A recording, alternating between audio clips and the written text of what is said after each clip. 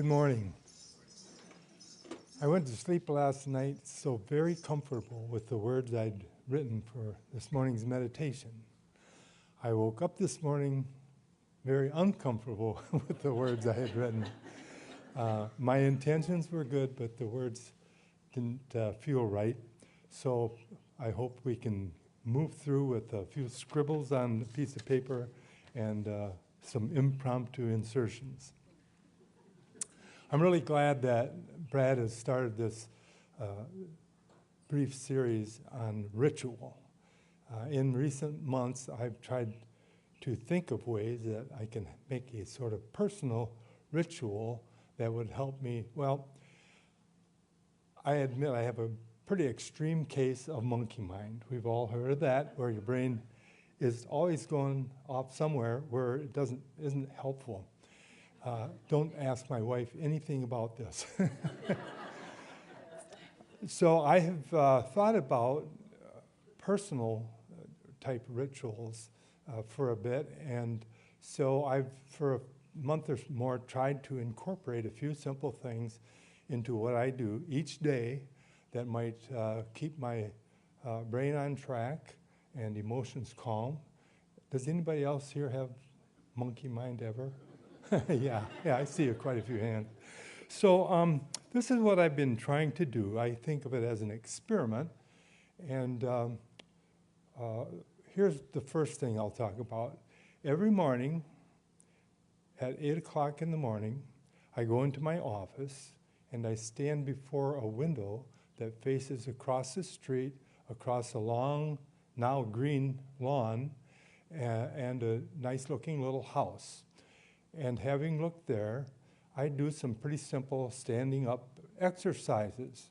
And as I do those, when I turn my body to the left, I have a lovely picture of a tulip, tall and narrow, like this, and it catches my eye. I allow myself to pause because it's just really a nice picture.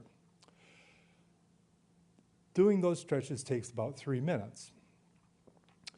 Then I go sit in my chair facing the wall, and I do about 3 minutes of simple breathing exercises, the point of which is mainly to settle on the rising and falling of my belly. We call it belly because what else can you call the part of your body that seems down there that holds your breathing? That's 3 minutes. Then I set a timer and I look at a kind of nice looking Japanese potted plant in the form of a picture, and I do what I guess you'd call a breathing meditation for 3 minutes, relaxing, trying to just rest my eyes on this picture and my stomach.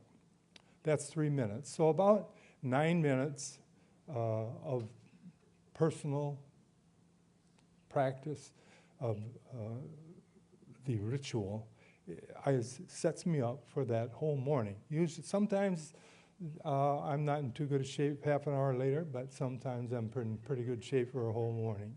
A couple other things. At lunch, I almost always have a sandwich, and instead of sticking it in my mouth and reading the paper or whatever, I might still read the paper, but I hold the sandwich in my hand and look at it. I look up a little bit. It must be a little echo of the old prayers we used to say when we were young, just a way of being a little grateful, and then I return to the sandwich and slowly eat it. That's also very brief, but I'm trying to think of these as rituals so that they are meaningful, that it's not foolish to do this instead of making sure you read something or think about the important things you're doing that day.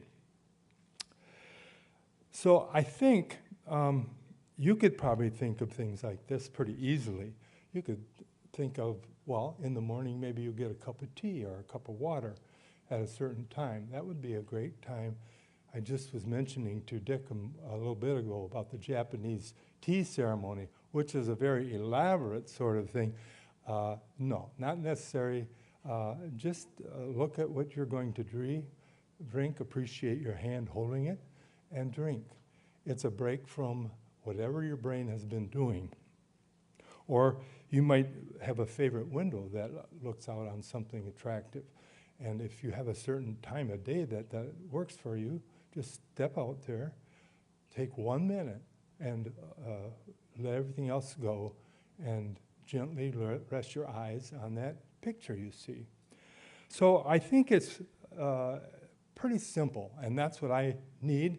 I've tried meditating for years, and with some success, but also it didn't always go so great.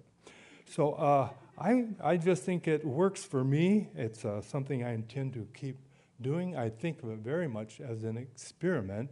There's no right or wrong. That's what you're told often with meditation, and I think that's the same with this. And I think the rewarding is rewarding.